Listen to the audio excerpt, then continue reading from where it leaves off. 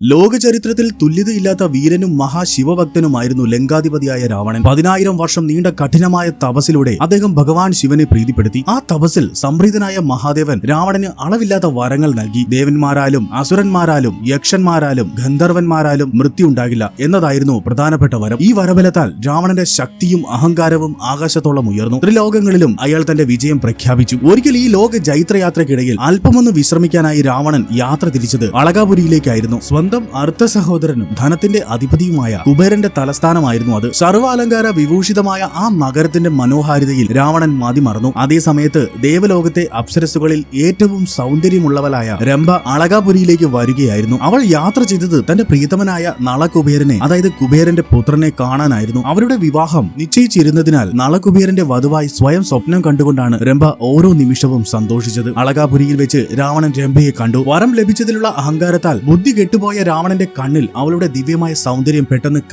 മാറി. താൻ ത്രിലോക ജേതാവാണെന്നും ആർക്കും തന്നെ എതിർക്കാനാവില്ല എന്നുമുള്ള ദുരധികാര ചിന്ത രാവണനെ മുന്നോട്ട് നയിച്ചു. ഭയന്നു വിറച്ച രംഭയെ ബലമായി പിടിച്ചു നിർത്തിക്കൊണ്ട് രാവണൻ തന്റെ ആഗ്രഹം അറിയിച്ചു. രംഭ പേടിയോടെ എന്നാൽ ധർമ്മബോധത്തോടെ രാവണന്റെ കാൽക്കൽ വീണു വിതുമ്പി. അല്ലയോ ദശാനന, അങ്ങ് ഞങ്ങളുടെയെല്ലാം രക്ഷകനാകേണ്ടവനാണ്. ഞാൻ അങ്ങയുടെ ജ്യേഷ്ഠൻ കുബേരന്റെ പുത്രൻ നളകുബേരന്റെ വധുവാകാൻ പോകുന്നവളാണ്. ഈ ബന്ധമനുസരിച്ച് ഞാൻ അങ്ങയുടെ മരുമകളെ പോലെയുമാണ്. എന്നെ ഉപദ്രവിക്കരുത്. എന്നാൽ അധികാരത്തിന് മത്തിൽ ലയിച്ച രാവണന് ധർമ്മബോധം ഒരു ചിന്തയായിരുന്നില്ല. അവൻ അവളുടെ അപേക്ഷകളെയും ധാർമ്മികമായ ബന്ധങ്ങളെയും ഒരുപോലെ അവഗണിച്ച് സമ്മതമില്ലാതെ അവളെ അപമാനിച്ചു. തകർന്നുപോയ മനസ്സുമായി ദുഃഖിതയും നിസ്സഹായവുമായി കണ്ണീരോടെ രംഭ തന്റെ പ്രീതമനായ നളകുബേരന്റെ അടുത്തെത്തി. നടന്ന ക്രൂരതകളെല്ലാം വേദനയോടെ വിവരിച്ചു. തന്റെ പ്രിയപ്പെട്ടവളുടെ സങ്കടം കണ്ട നളകുബേരൻ കഠിനമായ ദുഃഖം കൊണ്ട് ഹൃദയം തകർന്നു. ആ ദുഃഖം പെട്ടെന്ന് അതിശക്തമായ ക്രോധമായി ആളിക്കത്തി. ലോകത്ത് ആർക്കും തന്നെ തോൽപ്പിക്കാൻ കഴിയില്ല എന്ന അഹങ്കാരത്തോടെ വിലസുന്ന രാവണന്റെ ശക്തിയെ ഒരു ശാപത്തിലൂടെ തകർക്കാൻ അദ്ദേഹം തീരുമാനിച്ചു. തന്റെ തപോബലം മുഴുവൻ ഉപയോഗിച്ച് നളകുബേരൻ അഗ്നിയെപ്പോലെ ജ്വലിച്ചുകൊണ്ട് രാവണന് കഠിനമായ ശാപം നൽകി. രാവണ, ഇനി മേലിൽ ഏതെങ്കിലും